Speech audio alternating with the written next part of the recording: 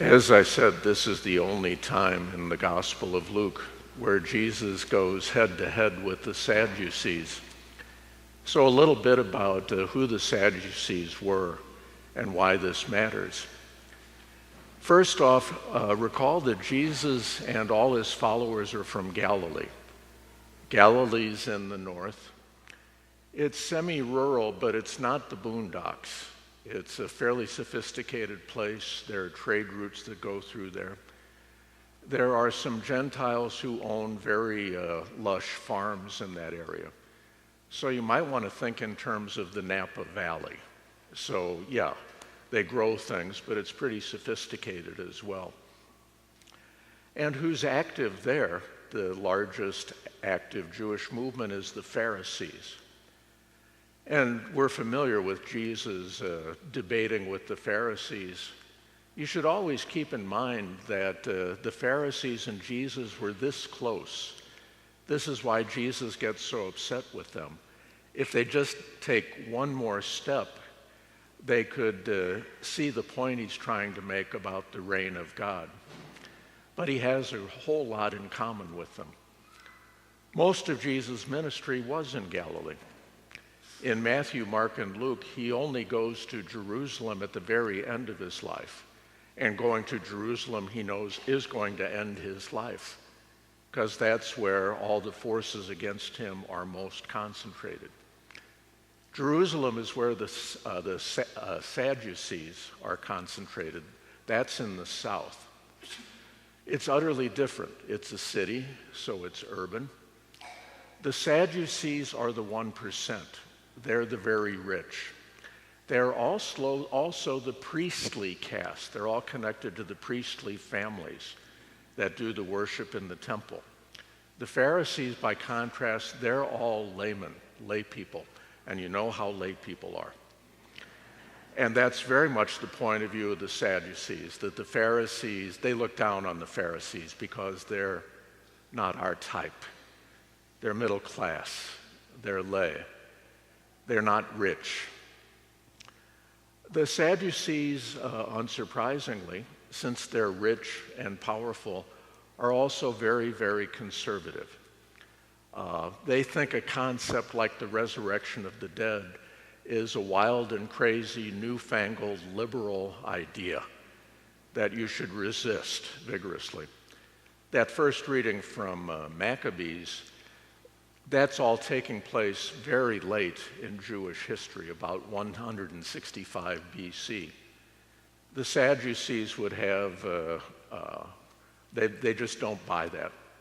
And you can tell how snobby they are in the way they present the question to Jesus. Now, those of you who are not as old as I am, and some of us are, won't remember this, but back in the 50s, in Catholic grade schools, in religion class, we loved to present ridiculous questions.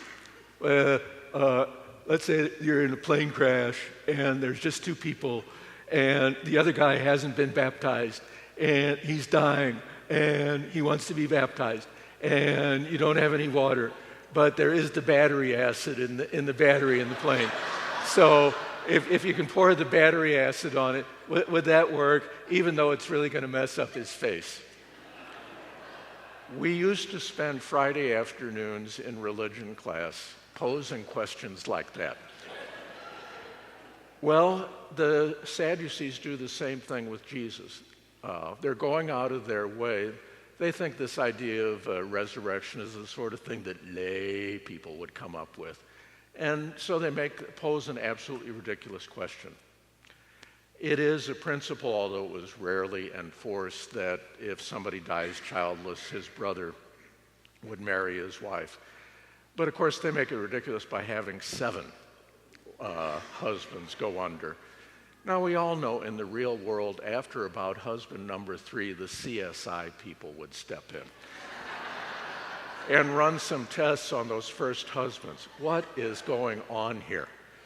Why does this woman's husbands keep dying?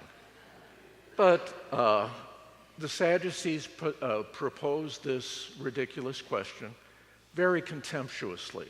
They want to say, well, here's this yokel from Galilee who has this following among lay people, and will put him in his place publicly.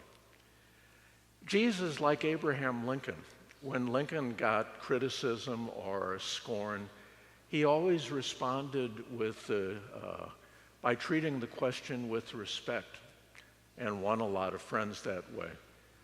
So Jesus treats the question seriously because it turns out that the implications of the question are real important.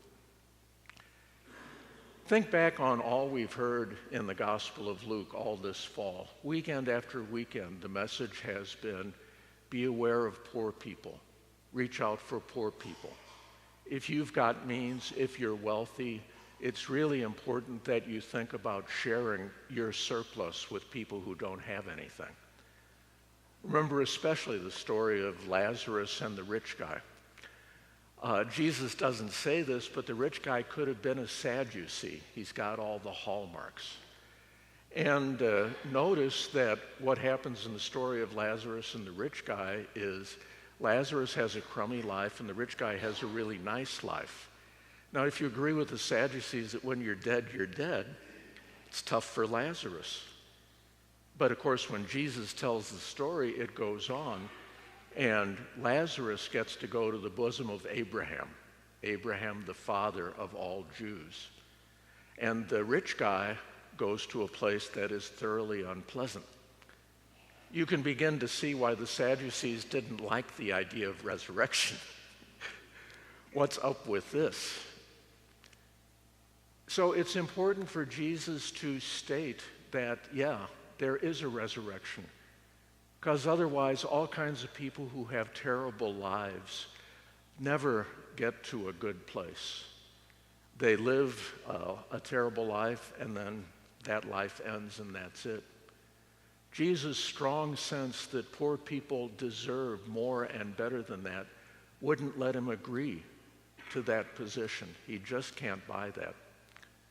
Which is why he ends up by saying, the proof for this is God is the God of Abraham, Isaac, and Jacob. God is alive. What was wrong with the rich guy in the story of Lazarus and the rich guy was he simply ignored Lazarus at his gate.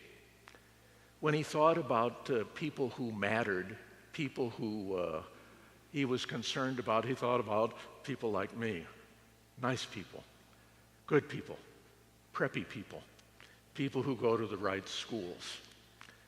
And he simply did not think about poor people like Lazarus. They didn't matter.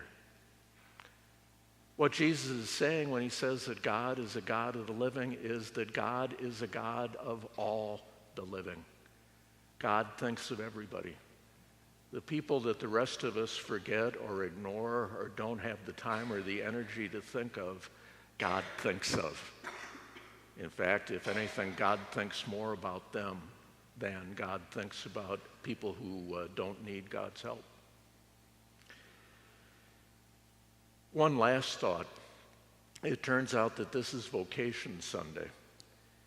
And I think this reading is a real good reading for Vocation Sunday, because all of us, whether we're lay or priestly, are called to remember that God is a living God and that God cares for all the living.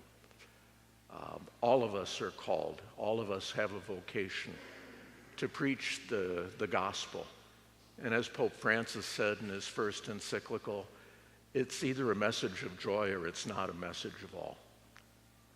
This came home to me the other night. Friday night, we were having supper up at Bellarmine, and a couple of our novices from Southern California are up here working at L'Arche while they're in the novitiate. They go out and they have an experience of real marginal people by way of shaping their vocation. Anyway, a couple of old coots, one of whom was me, we were talking about ministry, and we were talking like old coots do. Boy, those people in charge, if they would just snap out of it and listen to us and quit fooling around and make better choices. And then this novice who's here said, Well, if that's true, maybe I should just get married and teach math and maybe help out at the parish on the weekend. And I thought to myself, oops. This conversation has taken a funny turn. I forgot for the moment that it's all about following God in whatever form of life you're called to, that knowing that God is the God of the living. And all I could think of to say to my young friend was, I was wrong. In the end, it's all about the people. It's all about all the people who need to be served. And all of us are called to be mindful of every person.